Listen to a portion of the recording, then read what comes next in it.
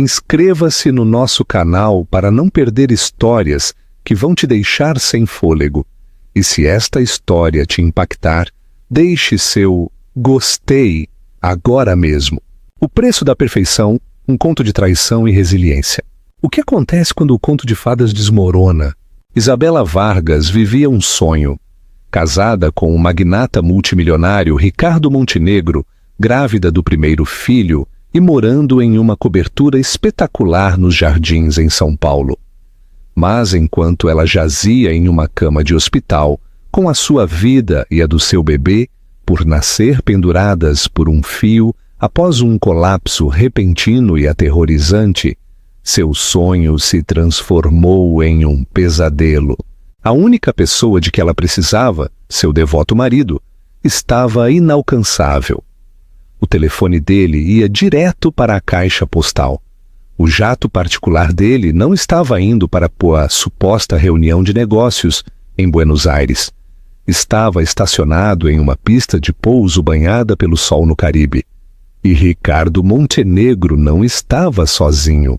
A história que você está prestes a ouvir é um relato arrepiante de traição, ganância e a vontade feroz de uma mãe de sobreviver. Os lustres de cristal da cobertura dos Montenegro pareciam chorar, sua luz refratando em milhares de fragmentos solitários sobre o piso de mármore impecável. Horas antes, este espaço havia sido preparado para a alegria. Balões azul celeste e prateados flutuavam contra o pé direito de 6 metros. Um bolo de 5 andares de uma confeitaria famosa da Oscar Freire estava programado para ser entregue. Era o dia do chá de bebê de Isabela Vargas, um evento orquestrado para ser o assunto da alta sociedade paulistana. Isabela, com 8 meses de gravidez, sentia-se a rainha deste mundo dourado. Ela havia caminhado pelo grande salão naquela manhã, com uma mão apoiada protetoramente sobre a barriga inchada e um sorriso suave nos lábios. Passou a mão pela lombada de um livro encadernado em couro no escritório de mogno de Ricardo. O cheiro dele, uma mistura nítida e cara de sândalo e ambição, flutuava no ar. Ele tinha ligado para ela naquela manhã. Sua voz, um barítono suave, que crepitava ligeiramente pelo telefone via satélite. Sinto muito por perder isso, meu amor, dissera Ricardo Montenegro. Esse negócio em Buenos Aires é um monstro. Vou fechar o acordo e pegar o primeiro voo para casa para ficar com você e com nosso garotão. Isabela acreditou nele. Por que não acreditaria? Durante 3 anos, Ricardo tinha sido tudo para ela. Ele a havia conquistado. Ela, uma historiadora da arte brilhante, mas de vida simples, e a levado para um mundo de luxo e poder inimagináveis. O nome Montenegro era praticamente realeza no mundo das finanças e do mercado imobiliário brasileiro. E ele a tinha escolhido.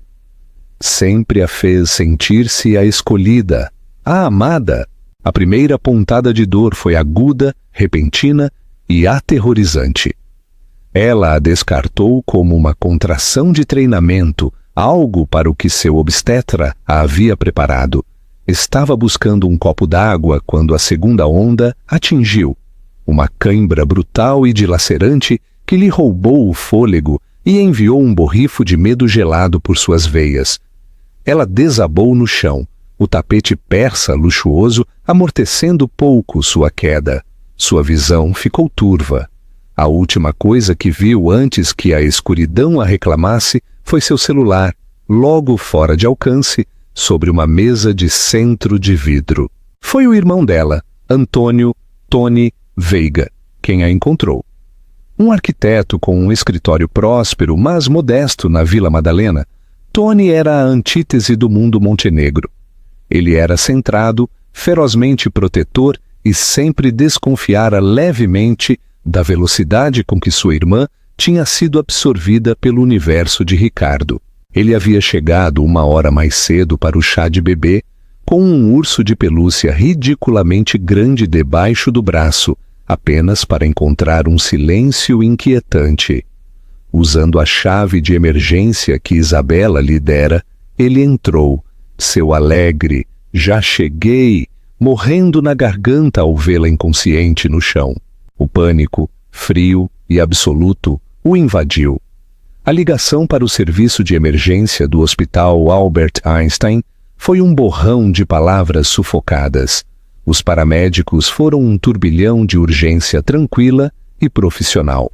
Enquanto subiam sua irmã na maca, com o rosto tão pálido quanto porcelana, a mão de Tony foi instintivamente ao bolso em busca do celular. Tinha que ligar para o Ricardo. A primeira chamada foi direto para a caixa postal. Olá, você ligou para Ricardo Montenegro. No momento não estou disponível. Por favor, deixe um recado. A voz era polida, segura e completamente alheia ao horror que se desenrolava. Tony tentou de novo. Caixa postal. E outra vez. Caixa postal. Ligou para a assistente pessoal de Ricardo, uma mulher perpetuamente nervosa chamada Beatriz. Sinto muito, Sr. Veiga. O Sr. Montenegro está em voo para Buenos Aires. Todas as comunicações estão desligadas, seguindo o procedimento padrão. Ele não deve ser incomodado. Isso é uma emergência médica, gritou Tony ao telefone, sua voz ecoando na cobertura agora cavernosa e silenciosa. A esposa dele desmaiou. Ela está grávida. Estão levando-a para o Einstein agora mesmo. Eu farei o que puder, gaguejou Beatriz. Tentarei enviar uma mensagem para a tripulação da cabine através de um relé de satélite, mas não posso prometer nada. No hospital, as notícias foram uma enxurrada implacável de termos clínicos aterrorizantes. Descolamento prematuro da placenta, hemorragia materna, sofrimento fetal. A cesariana de emergência é nossa única opção.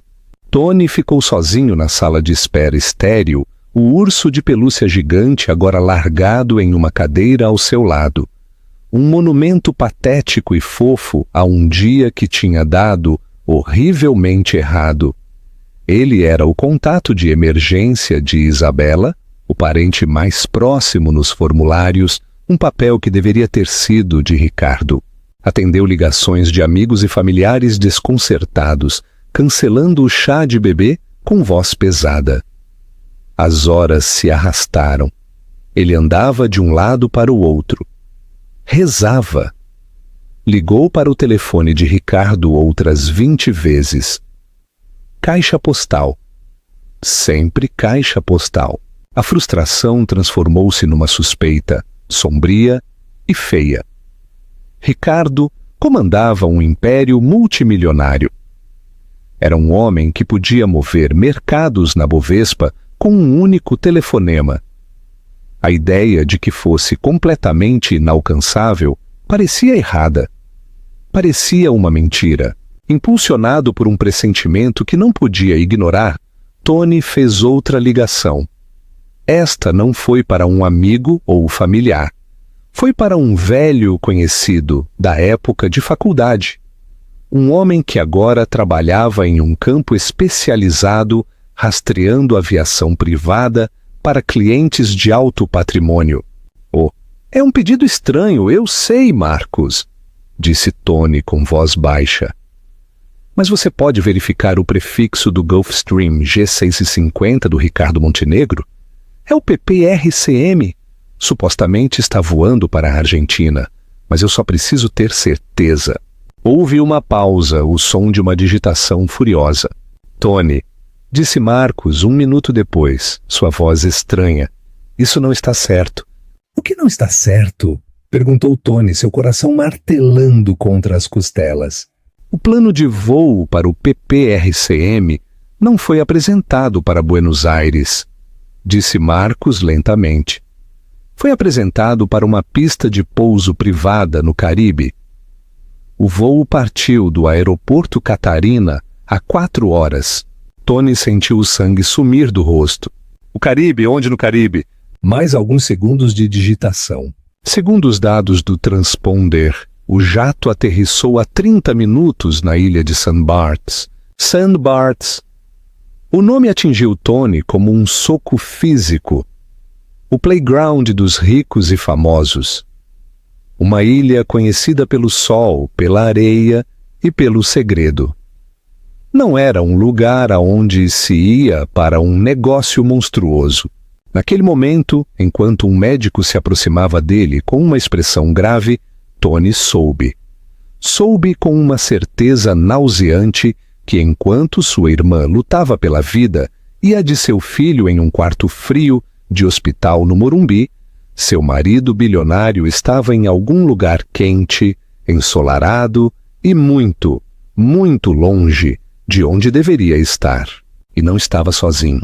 A fachada cuidadosamente construída da vida perfeita de Isabela acabava de se quebrar. E a verdade estava prestes a ser mais devastadora do que jamais poderia imaginar. O que você faria se descobrisse uma traição desta magnitude no momento mais vulnerável da sua vida? Deixe sua opinião nos comentários. O mundo para Isabela e seu bebê tinha se reduzido ao bip e chiado rítmico das máquinas na unidade de terapia intensiva. Depois de uma cirurgia exaustiva de 5 horas, ela estava estável, mas fraca, flutuando em um torpor induzido pela morfina. Seu filho, nascido com apenas 32 semanas, tinha sido levado para a UTI neonatal. Era minúsculo, frágil e lutava por cada respiração. Tony o tinha visto por um momento fugaz através do vidro de uma incubadora, um emaranhado de fios e tubos unidos a um ser humano perfeito, em miniatura. Tinham-no chamado de Arthur, um nome que Isabela e Ricardo haviam escolhido juntos em tempos mais felizes. Um nome forte, clássico, de rei, agora só parecia dolorosamente vulnerável. Tony sentou-se ao lado da cama de Isabela, segurando a mão fria e flácida dela na sua. A visão dela, tão diminuída e pálida contra os lençóis brancos, acendeu uma fúria fria e dura em seu peito. St. Barts. O nome ressoava em sua mente. Uma zombaria. Não podia ficar parado. Não podia esperar. Deixando um recado com a enfermeira-chefe para que o ligasse assim que ela se mexesse, saiu do hospital e foi a um lugar que nunca pensou que precisaria visitar. O escritório no Centro Velho de São Paulo, de Francisco Chico Rocha. Um detetive particular, Rocha era um ex-delegado da Polícia Civil que parecia ter sido esculpido em granito e deixado na chuva. Operava a partir de um escritório estreito e bagunçado que cheirava a café velho e cinismo. Escutou a história de Tony sem interrupção. Seu olhar era agudo e avaliador. «Deixa eu ver se entendi», disse Rocha, sua voz um murmúrio baixo e rouco. A esposa tem uma emergência quase fatal. O marido bilionário deveria estar na Argentina, mas o jato dele está numa ilha de luxo no Caribe. Você quer que eu descubra o que ele está fazendo lá e com quem está? Sim, disse Tony com voz tensa. Quero provas, quero fotos, quero saber tudo. Esse tipo de trabalho não é barato, garoto, especialmente com pouco aviso e no exterior. Eu não me importo com o custo, respondeu Tony, sacando o talão de cheques. A vida da minha irmã virou de cabeça para baixo. Ela merece a verdade. Rocha olhou para o rosto decidido do jovem. Depois assentiu lentamente. Tenho um contato na ilha, um bom fotógrafo. Paparazzi, mas discreto quando o dinheiro é bom. Vou fazer a ligação. Enquanto Rocha fazia sua mágica sombria, Tony ficou se afogando em lembranças. Lembrou-se do dia do casamento de Isabela na igreja Nossa Senhora do Brasil. A forma como ela olhava para Ricardo, seus olhos brilhando com absoluta adoração. Ricardo tinha sido encantador, atento, um cavalheiro perfeito. Até tinha puxado Tony de lado durante a recepção no Fasano. Ei que a sua irmãzinha, dissera Ricardo, dando um tapinha no ombro de Tony. Quero que saiba que passarei minha vida fazendo-a feliz. Vou protegê-la de tudo. Protegê-la. As palavras eram agora um veneno amargo na memória de Tony. 24 horas depois, chegou o e-mail prometido por Rocha. O assunto era conciso. Montenegro. A mão de Tony tremeu ao abri-lo. O arquivo anexo continha uma série de fotografias de alta resolução. A qualidade era excepcional. O conteúdo, desolador. Lá estava Ricardo Montenegro. Não de terno, mas com calças de linho branco impecáveis e uma camisa azul claro desabotoada que revelava um peito bronzeado. Ria com a cabeça jogada para trás. Uma imagem de relaxamento despreocupado. Estava sentado em uma mesa ao ar livre, no clube de praia do hotel Eden Rock. A água turquesa do Caribe brilhava atrás dele, e do outro lado da mesa, com a mão apoiada intimamente na dele, estava uma mulher. Era deslumbrante de uma maneira que era ao mesmo tempo intimidadora e incrivelmente glamourosa. Maçãs do rosto altas, uma cascada de cabelo preto azeviche, olhos ocultos atrás de óculos de sol de grife enormes. Usava um vestido de seda que parecia custar mais que o carro de Tony. Em uma foto, ela se inclinou sobre a mesa e beijou Ricardo. Um beijo longo e lânguido que era tudo, menos secreto. Outra foto os mostrava caminhando por uma praia privada, o braço dele envolvido possessivamente ao redor dos ombros dela. Rocha tinha incluído um breve relatório. Sujeito, Ricardo Montenegro. Localização, Eden Rock, St. Barts. Acompanhante, Geneviève Dubois. Nacionalidade francesa. Ex-modelo de passarela, agora suposta consultora de arte e socialite. Bem conhecida nos círculos europeus. Fizeram check-in numa vila privada há 2 dias, reservada para a semana. Geneviève Dubois. Tony digitou o nome no Google. Os resultados foram uma galeria curada de uma vida de jet set, fotos do Festival de Cinema de Cannes, o Grande Prêmio de Mônaco, uma gala beneficente em Londres. Em muitas delas estava de braço dado com algum homem poderoso, mas os artigos mais recentes mencionavam sua conexão com o mundo da arte, negociando acordos milionários para colecionadores anônimos. A traição já não era uma suspeita. Era uma realidade em cores vivas e brilhantemente iluminada. Ricardo não apenas tinha mentido sobre uma viagem de negócios. Tinha construído um elaborado engano para escapar para um encontro romântico com sua amante, enquanto sua esposa, carregando seu filho, ficava sozinha em São Paulo. Uma chamada do hospital interrompeu seus pensamentos sombrios. Era a enfermeira. Sr. Veiga, sua irmã acordou. Está perguntando pelo senhor. Tony voltou correndo para o Einstein, as fotos nauseantes queimando um buraco na memória do seu telefone. Encontrou Isabela ligeiramente sentada, seus olhos muito abertos, com uma mistura de confusão e medo. Tony! Sussurrou. Sua voz rouca. O bebê. Nosso bebê está bem? Tony pegou a mão dela, forçando um sorriso suave que parecia uma máscara. Ele é um lutador, Bel, um verdadeiro lutador. Está na UTI neo, mas está estável. Os médicos estão otimistas. O alívio inundou o rosto dela, seguido imediatamente por outra pergunta. E o Ricardo? Você conseguiu falar com ele? Ele deve estar preocupadíssimo. O coração de Tony se partiu. A inocência, a fé inabalável em seu marido ainda estavam lá. Não podia contar a ela. Não agora. Não quando ela estava tão frágil. A conexão tem estado ruim, mentiu, as palavras tendo gosto de cinza. A assistente dele disse que estão tendo problemas com as comunicações via satélite no jato. Tenho certeza de que ele ligará assim que pousar. Isabela assentiu, aceitando a mentira. Seu senho franziu de preocupação pelo marido, não por ela mesma. Pobre Ricardo vai se sentir tão culpado por não estar aqui. Você tem que dizer a ele que não é culpa dele, simplesmente aconteceu. Tony só pôde assentir, um nó de raiva e dor apertando seu estômago. Sabia com terrível certeza que Ricardo Montenegro não sentia culpa alguma. Enquanto Isabela fechava os olhos, exausta, Tony olhou pela janela do hospital para a cidade, cinzenta e chuvosa.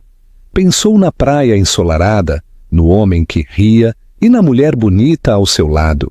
A luta pela saúde de Isabela e Arthur estava nas mãos dos médicos, mas a luta contra Ricardo Montenegro acabava de começar e Tony seria seu primeiro soldado. A chegada de Vitória Montenegro não foi uma entrada, foi uma ocupação. Ela entrou no silêncio estéril da ala privada do hospital como uma frente fria, seguida por dois homens de aspecto severo, com ternos escuros, que claramente não eram médicos. Vitória, a mãe de Ricardo, era uma mulher forjada com dinheiro velho paulista e vontade inabalável. Seu cabelo prateado estava preso num coque impecável.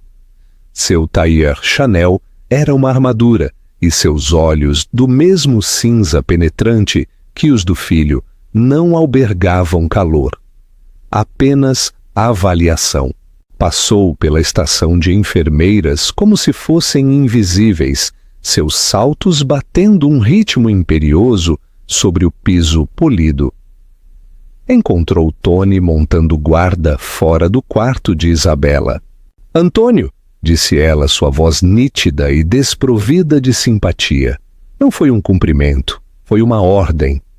Preciso de uma atualização, a situação exata. Tony levantou-se, sua própria dor momentaneamente eclipsada por uma onda de aversão por aquela mulher. Só a tinha encontrado algumas vezes, e cada encontro o deixara se sentindo como uma amostra sob um microscópio. A Isabela está estável, mas perdeu muito sangue. O bebê, Arthur, está na UTI. É prematuro, mas tem esperanças. Disse, mantendo a voz nivelada. O olhar de Vitória piscou com algo que não era preocupação, mas cálculo. E o Ricardo? Você contactou ele? O telefone dele cai na caixa postal, disse Tony, observando-a atentamente. O escritório dele disse que ele estava em voo para Buenos Aires e inalcançável. Os lábios de Vitória se apertaram numa linha fina. Uma complicação infeliz. Tomei a liberdade de enviar uma mensagem através de canais mais eficazes. Ele está sendo chamado de volta. O negócio em Buenos Aires pode ser adiado. Ela fez parecer que estava chamando um técnico para consertar um eletrodoméstico defeituoso, não convocando um filho para o lado de sua esposa e filho. Preciso ver a Isabela, anunciou, movendo-se em direção à porta. Ela está dormindo, disse Tony, interpondo-se instintivamente no caminho dela. O médico disse que ela precisa de repouso absoluto. Os olhos de Vitória se estreitaram. Ou a sogra dela. Sou a avó daquela criança na UTI. Ninguém vai me dizer quando posso ou não posso ver minha família. A audácia descarada, a posse em seu tom, fizeram o sangue de Tony gelar. Antes que pudesse discutir mais, uma médica, uma mulher de rosto amável, chamada doutora Helena, interveio. Senhora Montenegro, disse com firmeza, sua nora é minha paciente e encontra-se num estado muito delicado, tanto física quanto emocionalmente. O descanso é primordial. Não há visitas, exceto o irmão. Por enquanto, essa é minha última palavra. Vitória olhou para a doutora Helena como se ela fosse um inseto, mas a médica manteve-se firme. Frustrada, a matriarca voltou sua atenção para Tony, indicando que a seguisse até uma sala de espera privada no final do corredor. Isso é um desastre, disse. Assim que ficaram sozinhos, sua voz um sibilado baixo e intenso. A imprensa vai ficar sabendo disso. um herdeiro montenegro nascido em circunstâncias de emergência. Os rumores vão voar. Precisamos controlar a narrativa. Tony a olhou horrorizado. Controlar a narrativa? Vitória, a Isabela quase morreu. Seu neto está lutando pela vida numa incubadora. Não seja ingênuo, Antônio, retrucou ela. Toda família tem suas crises. A diferença é como os Montenegro lidam com elas. Não lavamos nossa roupa suja em público. Apresentamos uma frente unida. Quando o Ricardo voltar, a história oficial será que ele estava numa negociação ultra secreta e voltou no momento em que foi notificado. Entendido? A mentira era tão descarada, tão egoísta, que tirou o fôlego de Tony. Ele pensou nas fotos de Ricardo e Geneviève Dubois rindo sob o sol. E de onde ele está voltando? Perguntou Tony, a voz perigosamente baixa. Essa negociação ultra secreta foi em St. Barths? O golpe direto acertou o alvo. Por uma fração de segundo, um lampejo de genuína surpresa cruzou o rosto de Vitória antes que a máscara de controle gélido voltasse ao lugar. Ai, não sei do que você está falando, disse a voz ainda mais fria que antes. Eu sei, respondeu Tony, seu controle finalmente cedendo. Tenho fotos, Vitória, dele com uma mulher chamada Geneviève Dubois. Estavam no Eden Rock enquanto minha irmã sangrava no chão da cobertura. Vitória guardou silêncio por um longo momento. Caminhou até a janela, olhando o trânsito da Avenida Albert Einstein, lá embaixo. Quando se virou, sua expressão era de um pragmatismo cruel. Homens como meu filho têm apetites, disse, como se explicasse um simples fato biológico. A Geneviève é uma aventura, uma distração sem importância. É lamentável que o timing dela tenha coincidido com este problema médico. Um problema médico? Tony estava incrédulo. Você está defendendo ele? Estou protegendo minha família e o legado dela, corrigiu ela. A Isabela é uma Montenegro agora. Ela tem um dever. Isso não muda nada. Ela fez uma pausa, o olhar tornando-se afiado como aço. Você deveria aconselhá-la a lembrar-se disso. E também deveria aconselhá-la a lembrar-se dos termos do contrato que assinou antes do casamento. No pacto antenupcial, disse Tony secamente. Precisamente, confirmou Vitória. Nossos advogados são os melhores do país. É, digamos, inquebrantável. Estipula sem margem para dúvidas que, em caso de dissolução do casamento, ela tem direito a um pagamento único. Generoso para padrões normais, mas uma miséria no nosso mundo. Ela renuncia a todas as reivindicações sobre os ativos imóveis e participações nas indústrias Montenegro. E o mais importante, qualquer indício de difamação ou escândalo público, provado ou não, é considerado quebra de confidencialidade, anulando todo o acordo. Ela sairia sem nada. Tony sentiu náuseas. Era uma armadilha perfeitamente legal, brilhantemente cruel. Tinham comprado sua irmã e o preço de sua liberdade era seu silêncio e sua pobreza. Então supõe-se que ela simplesmente aceite isso, receba-o de braços abertos enquanto ele tem uma amante no Caribe? Ela fará o que for necessário para garantir seu futuro e o futuro do filho dela, afirmou Vitória. O nome Montenegro proporciona uma vida de privilégio e proteção. O Arthur é um Montenegro. Será criado como tal. A Isabela é a mãe dele. Ela será bem cuidada, desde que seja sensata. Sensata. A ameaça era inconfundível. Jogue o jogo ou será expulsa. E ficará sem nada, nem sequer os recursos para lutar pelo próprio filho. O Muro dos Montenegro não se tratava apenas de controlar a imprensa. Tratava-se de controlar as pessoas. Era uma fortaleza de dinheiro, poder e advogados, e acabavam de cercar sua irmã. Enquanto Vitória se virava para sair, sua compostura absoluta pronunciou uma última observação arrepiante. "E serve de consolo, Antônio", disse, parando na porta. "Eu avisei o Ricardo que essa garota, em particular, a Genevieve, era mais problema do que valia. Ele pode ser teimoso." Ela sabia. A última peça encaixou. Vitória sabia do caso o tempo todo. Não se importava com a traição, apenas com seu potencial para se tornar um problema de relações públicas. Tony ficou sozinho na sala silenciosa, a verdadeira natureza da família com a qual sua irmã tinha se casado exposta. Não eram apenas disfuncionais, eram predadores. Isabela, acordando para um mundo de dor e medo, não tinha ideia de que estava dormindo na cova dos leões. Você acha que a Isabela deveria ter aceitado a sensatez que lhe se ofereciam ou lutar por sua dignidade? Conte-nos sua opinião nos comentários. A bruma da medicação se dissipou lentamente, descascando camadas de dor para revelar uma nova e crua realidade. Os primeiros pensamentos lúcidos de Isabela foram em seu bebê, Arthur. Tony tinha sido sua rocha, sua presença constante de conforto, garantindo que o bebê estava bem, mas ela precisava ver por si mesma. Contra o conselho inicial do médico, ela insistiu.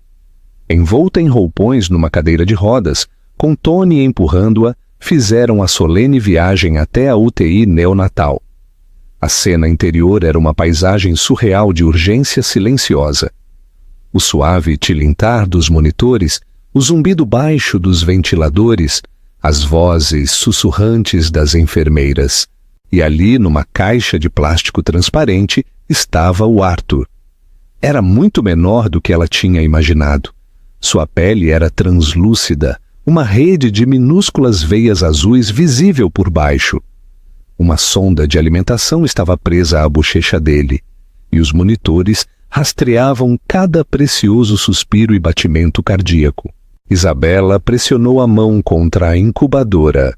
As lágrimas corriam pelo seu rosto. Era tão perfeito, tão frágil. Uma onda de amor, tão feroz e primal, que lhe roubou o fôlego, a invadiu. Ele é lindo, sussurrou a voz sufocada pela emoção. Ou é um lutador? Disse Tony suavemente com a mão no ombro dela. Como a mãe. A visão do filho, tão vulnerável e, no entanto, tão determinado a viver, acendeu algo em Isabela.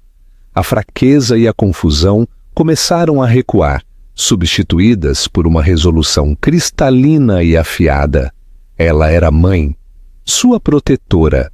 Mais tarde, de volta ao quarto, a segunda parte de sua nova realidade teve que ser enfrentada. Ricardo, disse ela, a voz mais forte agora.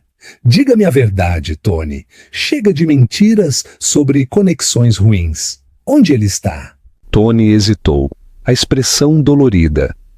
Tinha esperado protegê-la por mais tempo, mas viu a nova força nos olhos dela.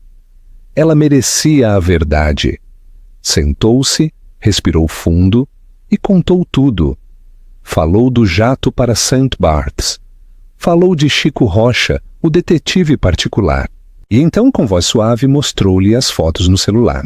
Isabela olhou para as imagens, seu rosto uma máscara de incredulidade. O homem que ria na tela era seu marido, mas também era um estranho. A intimidade casual com a bela mulher de cabelo preto foi um golpe físico. Cada foto era uma adaga que desmantelava metodicamente toda a base do seu casamento. As ligações amorosas, as promessas, o negócio em Buenos Aires. Tudo era uma mentira, uma ilusão cuidadosamente elaborada para encobrir uma escapada sórdida ao sol. Ela não chorou. As lágrimas que tinha derramado pelo filho tinham nascido do amor e do medo. Esta nova emoção era algo mais frio, mais duro. Era uma dor profunda e oca de traição que rapidamente começou a arder. Geneviève Dubois, disse, o nome tendo gosto de veneno. Devolveu o celular a Tony, a mão perfeitamente firme. Já entendi. Então Tony lhe deu o golpe final e esmagador. Contou sobre a visita de Vitória, sobre as ameaças, as demandas de silêncio e o acordo pré-nupcial inquebrantável desenhado para deixá-la sem um centavo e sem poder se ousasse expor a verdade. Ela quer que eu seja sensata, repetiu Isabela, um sorriso amargo e sem humor assomando aos lábios. Quer que eu o receba em casa, que faça o papel de esposa perdoadora e que crie meu filho nesta família de víboras. Tudo para proteger o nome Montenegro. Olhou de Tony para a janela, o olhar distante. Durante 3 anos tinha vivido dentro da gaiola dourada, acreditando que era um palácio. Tinha cortado voluntariamente suas próprias asas, deixando de lado sua carreira, suas ambições, para ser a senhora Ricardo Montenegro. Tinha visto a frieza de Vitória e a crueldade de Ricardo nos negócios como meras peculiaridades de seu mundo poderoso, não como as verdades fundamentais de seu caráter. Agora via tudo. A mulher que tinha desmaiado no chão da cobertura tinha ido embora. A ingênua historiadora da arte era um fantasma. Em seu lugar, uma mãe foi forjada no crisol da traição e do medo. Eles acham que sou fraca, disse Isabela, a voz baixa e perigosamente tranquila. Acham que me compraram. Acham que vou me render para proteger um estilo de vida que agora percebo que não tem valor. Cometeram um erro muito grande. Ela se virou para Tony, os olhos ardendo com um fogo que ele nunca tinha visto antes. Ameaçam me deixar sem nada. Ótimo! Que tentem. Mas não vão levar meu filho, não vão levar minha dignidade e não vão sair impunes. O que você vai fazer? Perguntou Tony, uma sensação de assombro misturada com sua preocupação. Primeiro, disse ela, a mente trabalhando com clareza assombrosa. Preciso de um advogado. Não qualquer advogado. Preciso do advogado de divórcios mais astuto e implacável de São Paulo. Alguém que não tenha medo do nome Montenegro. Alguém que coma gente como a Vitória no café da manhã. Fez uma pausa, respirando fundo e tremulamente. Segundo, diga ao seu investigador, o Sr. Rocha, para continuar cavando. Já não quero saber apenas sobre a traição. Quero saber tudo. Sobre Geneviève Dubois. Sobre as finanças do Ricardo. Sobre cada viagem de negócios que ele fez no último ano. Querem jogar sujo? Vamos mostrar a eles o que é sujeira de verdade. Bel, você tem certeza? Perguntou Tony, preocupado com o custo que isso teria para ela. Nunca estive tão certa de nada na minha vida, respondeu, o olhar voltando para a direção da UTI neonatal. Já não estou lutando por um acordo, Tony. Estou lutando pelo meu filho. Estou lutando por mim. Naquela tarde, Tony fez uma ligação. Helena Vidal era uma lenda nos círculos jurídicos do Brasil. Um tubarão num terno de alfaiataria que se especializava em derrubar homens poderosos. Sua resposta inicial a enfrentar os Montenegro foi cautelosa. Era um inimigo formidável. Mas então, Tony a colocou ao telefone com Isabela. Durante 20 minutos, Helena ouviu enquanto Isabela, de sua cama de hospital, expunha a situação com uma precisão arrepiante e uma determinação gélida. Falou não como uma vítima, mas como uma rainha a quem tinham roubado o reino. Quando a chamada terminou, a voz de Helena Vidal tinha um novo tom de respeito, até de emoção. Senhor Veiga, disse ela, diga à sua irmã para não assinar nada, para não falar com ninguém da família Montenegro. Diga-lhe para se concentrar em se recuperar e cuidar do filho.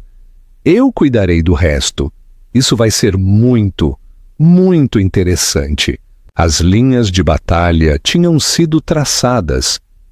Os Montenegro, com seu muro de dinheiro e poder, acreditavam que eram intocáveis, mas tinham subestimado seu oponente. Não tinham contado com a fúria de uma mulher, sem nada a perder e tudo pelo que lutar.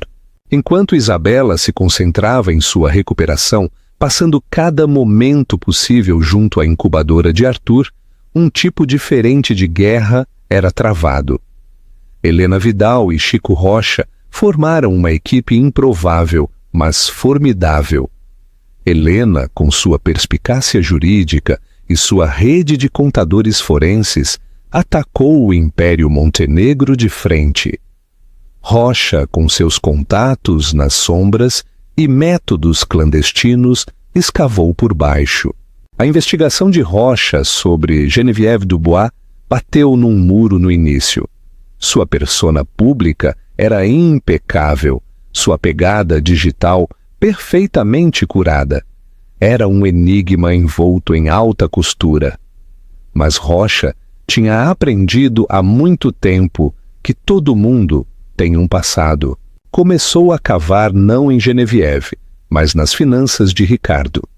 Seguindo o rastro do dinheiro, as viagens de negócios foram a chave. Buenos Aires, Zurique, Dubai, Ilhas Cayman. Para cada viagem, havia transferências bancárias massivas de milhões de dólares de uma subsidiária das indústrias Montenegro, mas as contas receptoras não eram parceiros corporativos, eram empresas de fachada, com nomes inofensivos como Investimentos Egeu e Alpine Ventures, registradas em paraísos fiscais impenetráveis. Aqui foi onde a equipe de Helena Vidal assumiu.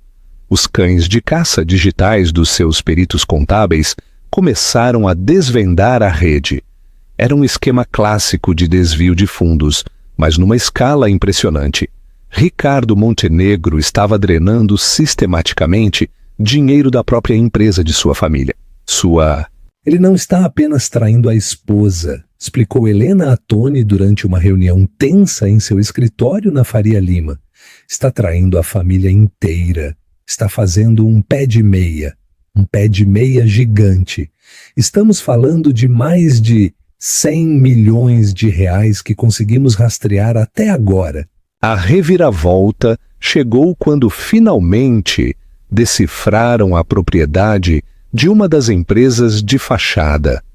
Não estava registrada em nome de Ricardo. A única diretora e beneficiária da Investimentos Egeu figurava como Geneviève Dubois. A imagem encaixou num foco aterrorizante. E isso não era apenas um caso amoroso. Era uma conspiração. Geneviève não era uma aventura ou uma distração, como Vitória a tinha chamado tão depreciativamente. Era a sócia comercial de Ricardo no saque sistemático de sua própria empresa. A persona de consultora de arte era o disfarce perfeito, explicando as viagens internacionais e o acesso ao mundo das altas finanças.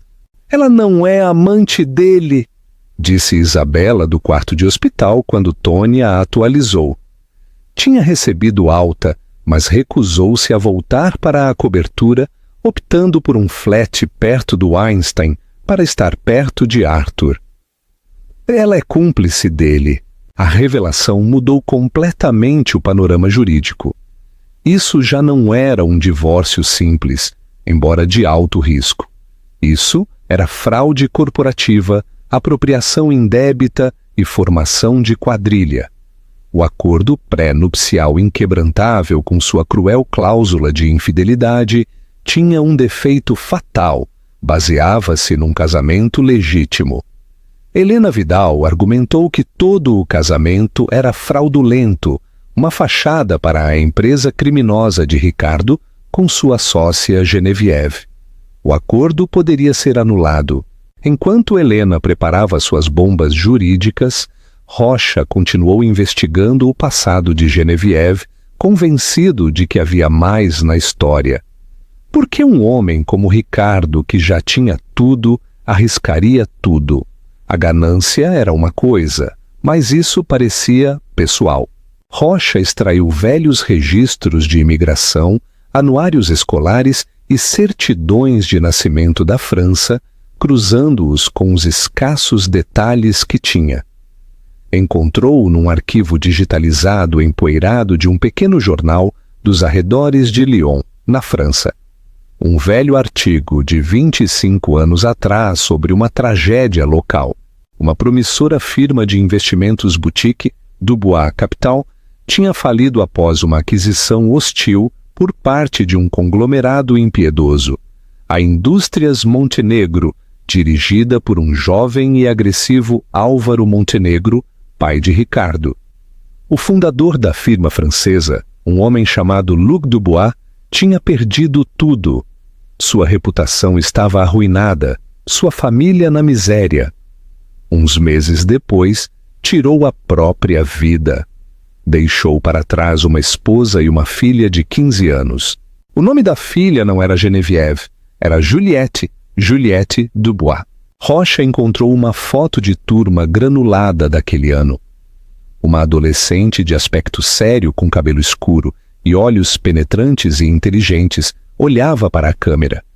Executou um software de reconhecimento facial comparando-o com fotos modernas de Geneviève Dubois. Era uma coincidência de 98%. Geneviève Dubois era Juliette Dubois. Tudo aquilo, o caso, o desvio de dinheiro, a conspiração, não se tratava de amor, nem sequer de simples ganância. Era um plano de vingança longo, paciente e brilhantemente executado. Juliette, agora Geneviève, tinha passado décadas forjando uma nova identidade, abrindo caminho nos círculos de poder. Tudo com um objetivo: aproximar-se do filho do homem que tinha destruído seu pai e desmantelar o Império Montenegro de dentro para fora, tal como Álvaro Montenegro tinha feito com sua família. Ricardo não era sócio dela, era o peão dela, uma ferramenta vaidosa, arrogante e facilmente manipulável para sua vingança. Meu Deus, suspirou Tony quando Rocha expôs a linha do tempo. Ela o tem manipulado o tempo todo. Parece que sim, garoto, grunhiu Rocha. Ela encontrou a fraqueza dele, o ego e a carteira, e explorou isso magistralmente. Ele provavelmente acha que tudo isso foi ideia dele.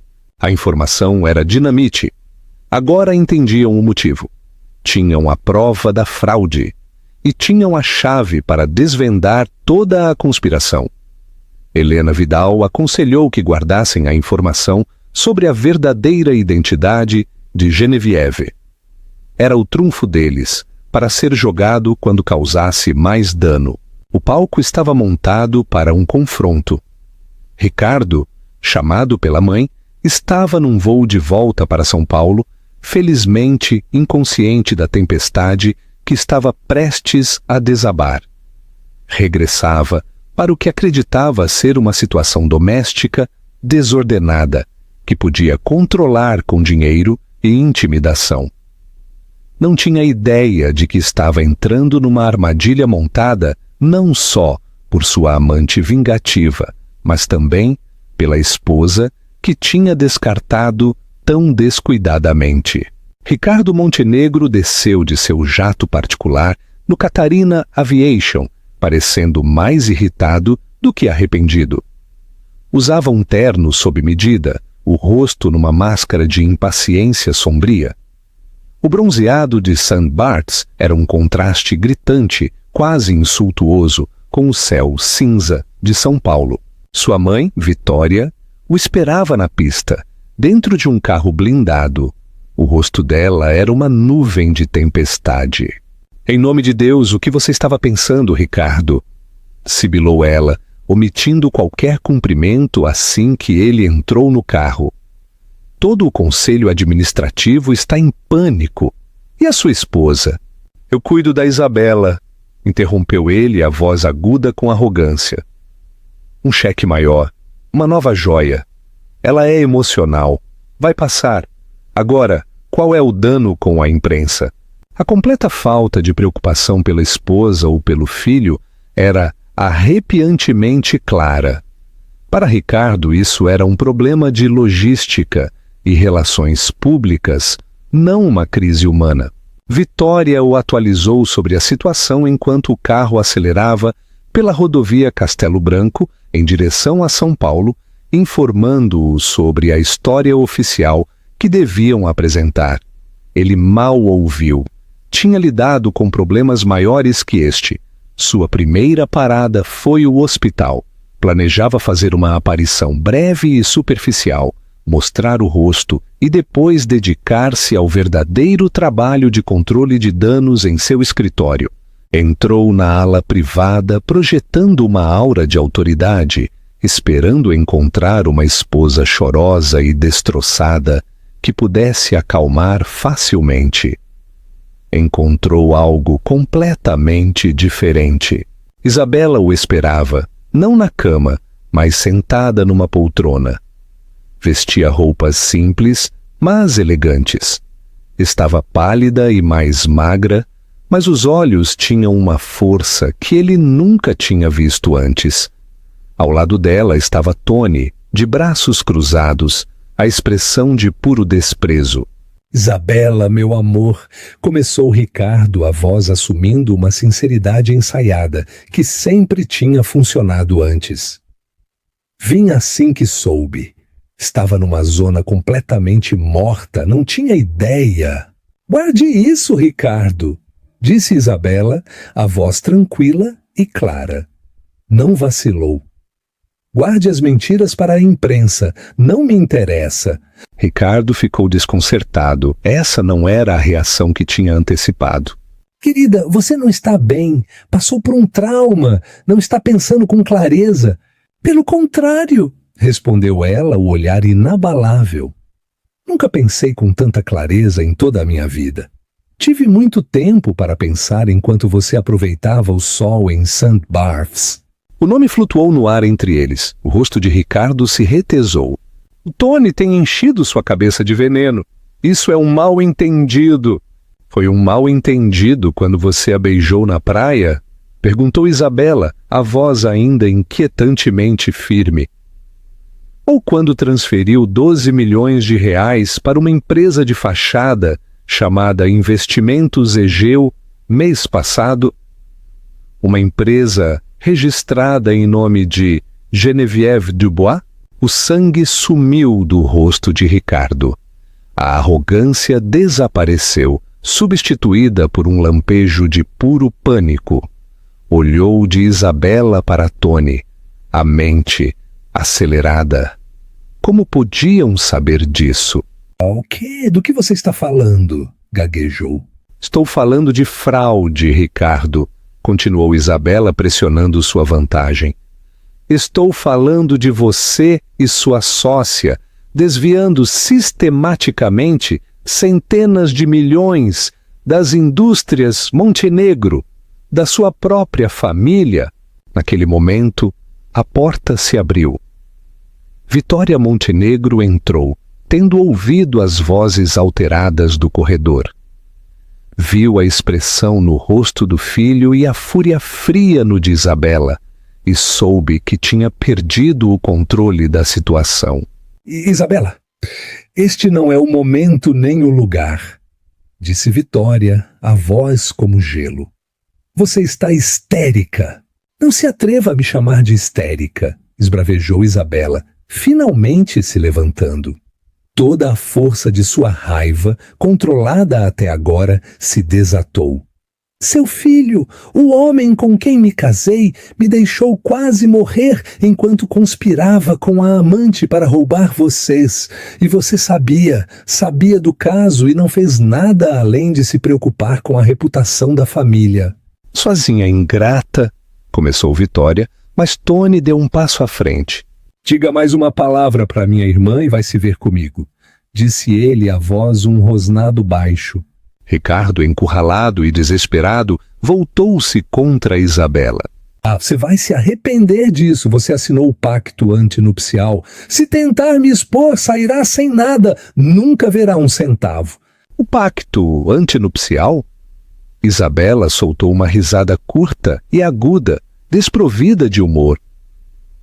Minha advogada acredita que um contrato baseado num casamento fraudulento não vale o papel em que está escrito, especialmente quando um dos signatários estava ativamente envolvido numa conspiração criminal durante a duração do casamento. Isso é um jogo que os tribunais decidirão, Ricardo. E tenho a sensação de que o Ministério Público e a Polícia Federal estarão muito interessados na minha história.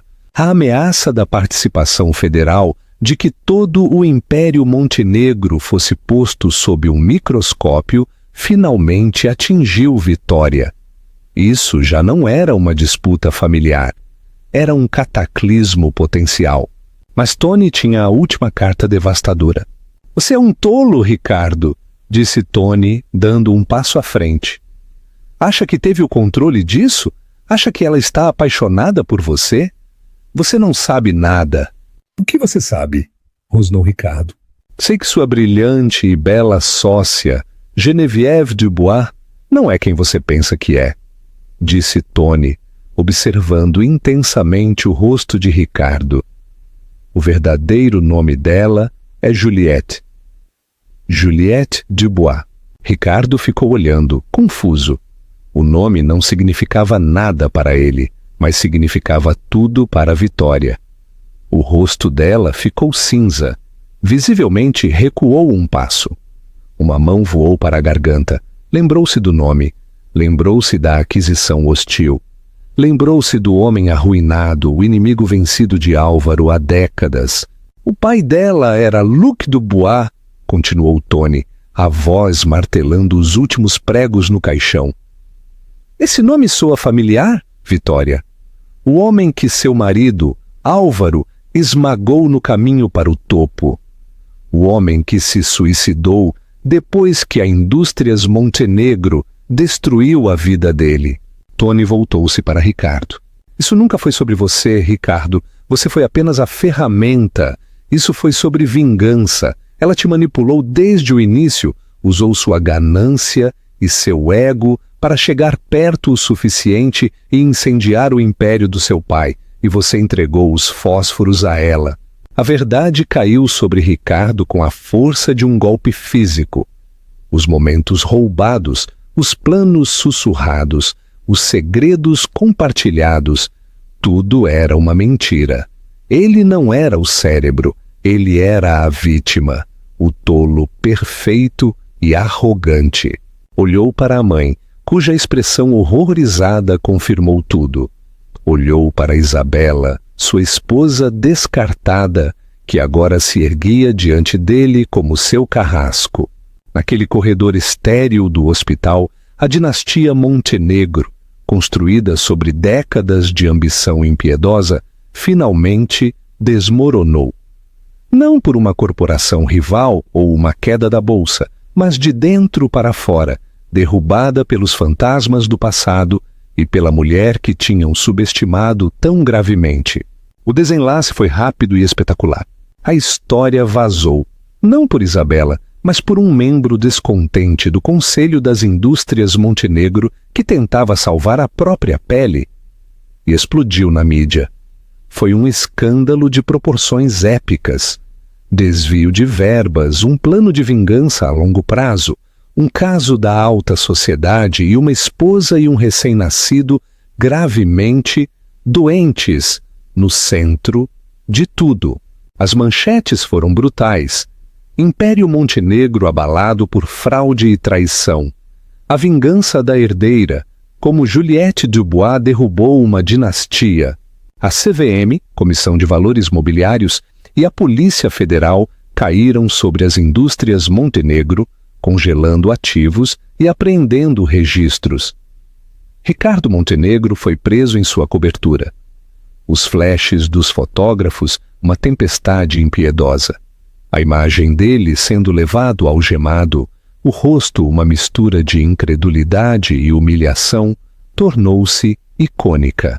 Vitória Montenegro, despojada de seu poder e influência, tornou-se uma reclusa.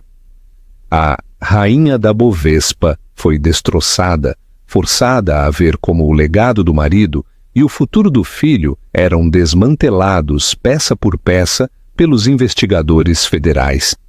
O nome Montenegro, antes um símbolo de poder, agora era sinônimo de escândalo e crime.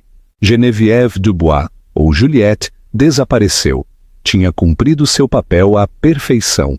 Embora as autoridades tenham conseguido recuperar uma parte significativa dos fundos desviados das contas mais facilmente rastreáveis, descobriu-se que dezenas de milhões tinham se movido através de um labirinto de criptomoedas e transferências internacionais anônimas. Ela havia assegurado sua vitória e desaparecido como um fantasma, o fantasma de seu pai, finalmente vingado. Mas para Isabela, a queda da casa dos Montenegro foi apenas ruído de fundo. Seu mundo era tranquilo, focado e centrado em um único e minúsculo batimento cardíaco. Seu filho Arthur, depois de semanas de luta incerta na UTI, finalmente estava se fortalecendo. O dia em que pôde abraçá-lo pela primeira vez sem a barreira de uma incubadora, aninhando seu corpo pequeno e quente contra o peito, foi sua verdadeira vitória. Naquele momento, a dor da traição de Ricardo e o estresse da batalha jurídica desvaneceram-se na insignificância. Isto era tudo o que importava.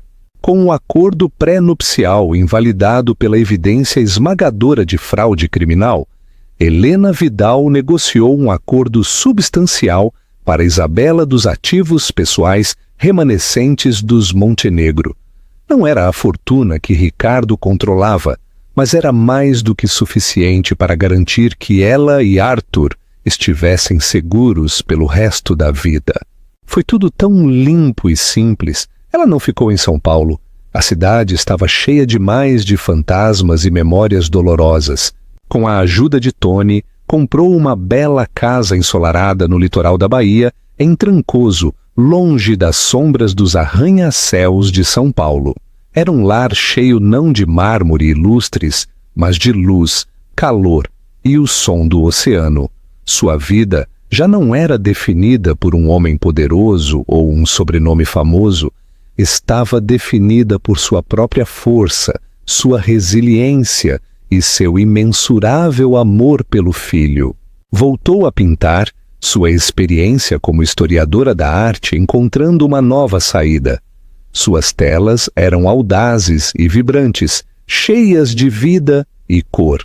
Uma tarde, enquanto Arthur, agora um menino de um ano saudável e risonho, engatinhava sobre uma manta na sala de estar banhada pelo sol, Tony observou a irmã. A mulher pálida e frágil do hospital tinha ido embora para sempre. Em seu lugar, havia uma mulher que tinha caminhado através do fogo e tinha emergido, não queimada, mas forjada em aço. — Você é feliz, Bel? Perguntou suavemente. Isabela olhou para o filho, depois para o brilhante oceano azul à sua frente. Um sorriso genuíno e pacífico adornou os lábios. — Sou livre, disse ela, e pela primeira vez em muito tempo isso é mais do que suficiente.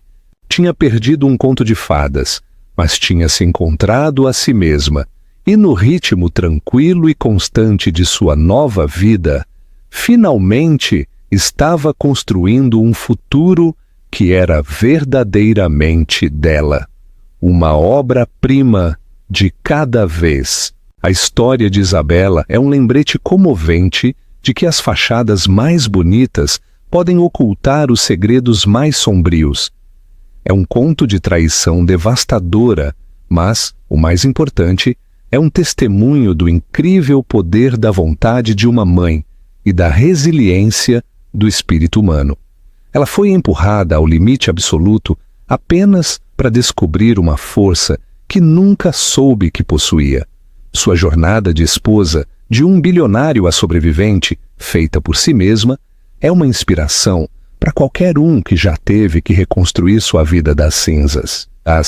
O que você achou da incrível luta de Isabela por justiça? Deixe-nos saber nos comentários.